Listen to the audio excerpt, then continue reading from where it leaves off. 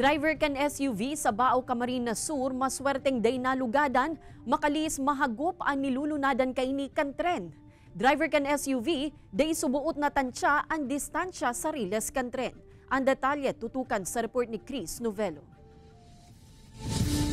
Haros wasak ang ninutang bumper kan SUV na inina pabalyukutaan na sa Barangay Sagrada Haling San Juan, Bao Camarines Sur, pasado alas 6 banggikan Sabado, Hunyo 15.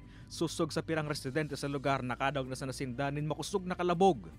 Oo, duwang bagsak na para bagang naraot, nadangog ko, arukaan, baglagabong, duwang bisis.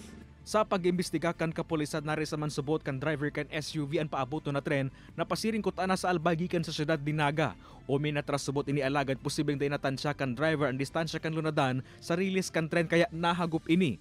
Maswerteng day manulugada ng driver kan lunadan. Ang niya lang po, day niya natansya si distance from the railroad o sa rilis po kay itong sa bumper niya. Nagkataon po si bumper niya medyo upgraded na po, parang na. Kaya ito po ang nahagip kang train. Nagsayo man ang magtaon ng komento ang pamilya kan driver. Nagkaareglo naman subot sindasin ang manehamento kan PNR dapit sa insidente. Katakod kay ini inabisuhan man kan motoridad ang mga motorista na maging alerto sa pagbalyo sa rilis urog ng unyan na balik operasyon na ang PNR. Pag approaching po sa railroad, make sure na may nakailing po bagayan, stop, look and listen. Kaya araw po kayo ito, si mga motorista na lang po ang maging aware.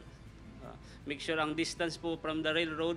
Kay banan si Javel Obiso, Chris Novelo, Balitang Bicolandia.